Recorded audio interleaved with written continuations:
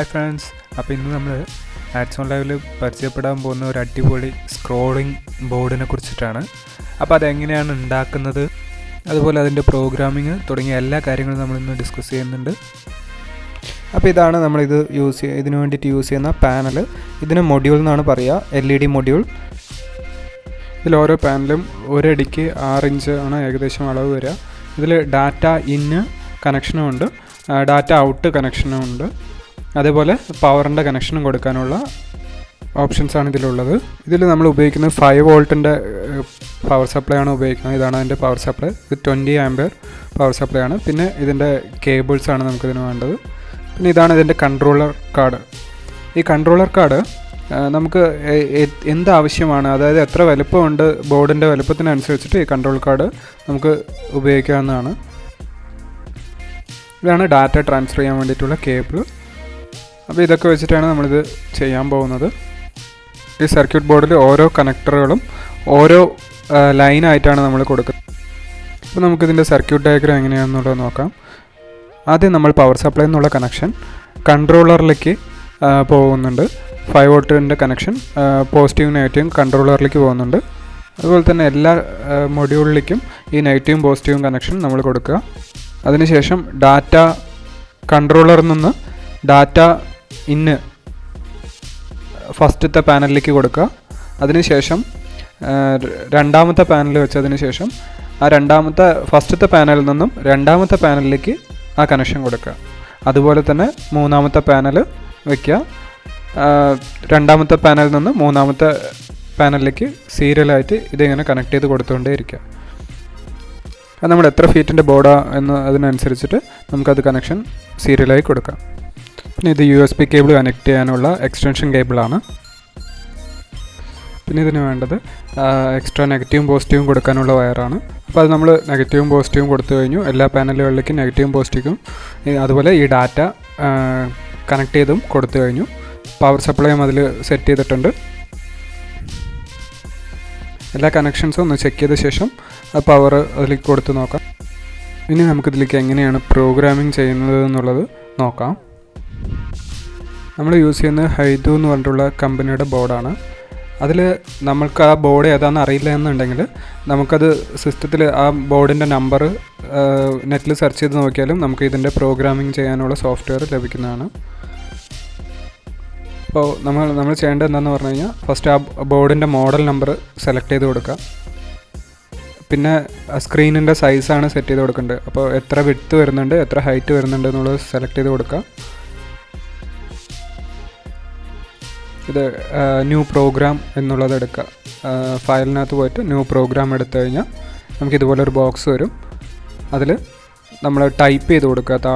താഴെ കാണുന്ന ആ ബോക്സിൽ ടൈപ്പ് ചെയ്ത് കൊടുത്തു കഴിഞ്ഞാൽ അത് മുകളിൽ അവിടെ റീഡായി വരും.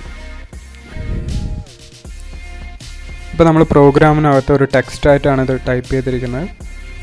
പിന്നെ നമുക്കിതിൽ റൈറ്റ് സൈഡിൽ കാണുന്ന ഓപ്ഷൻസിൽ അത് എവിടെ നിന്ന് സ്ലൈഡ് ചെയ്ത് വരണം, ഏത് സൈഡിൽ നിന്നാണ് സ്ലൈഡ് ചെയ്ത് വരേണ്ടത്, അതുപോലുള്ള ഡീറ്റെയിൽസൊക്കെ ചേഞ്ച് ചെയ്യാൻ പറ്റും.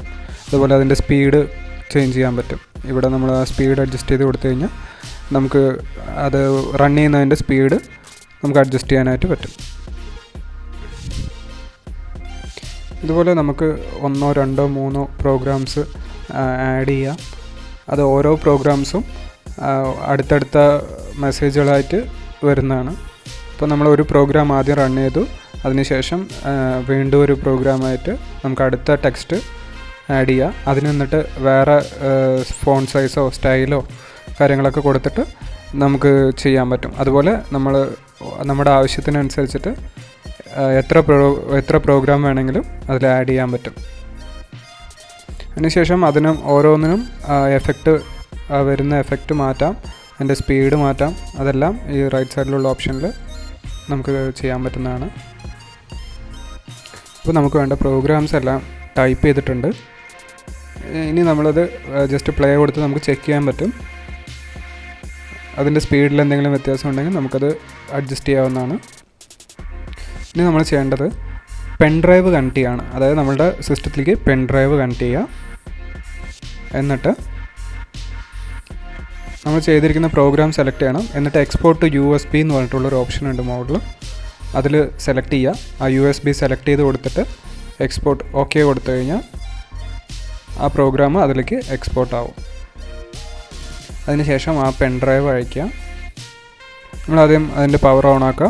അതിനുശേഷം ആ പെൻ ഡ്രൈവ് അതിൽ കണക്ട് ചെയ്തിട്ട് ഒരു 5 സെക്കൻഡ് വെയിറ്റ് ചെയ്ത് കഴിഞ്ഞാൽ ആ പ്രോഗ്രാം, നമ്മളിപ്പോൾ ചെയ്തിരിക്കുന്ന പ്രോഗ്രാം അതിലോട്ട് ഓട്ടോമാറ്റിക്കലി സ്റ്റോർ ആവും. സ്റ്റോർ ആയി കഴിഞ്ഞാൽ നമ്മൾ ആ പെൻ ഡ്രൈവ് റിമൂവ് ചെയ്യാം. അതിൽ തന്നെ ഒരു ഇൻബിൽഡ് മെമ്മറി ഉണ്ട്. ആ മെമ്മറിയിലാണ് ഈ പ്രോഗ്രാംസ് എല്ലാം സേവ് ആവുക.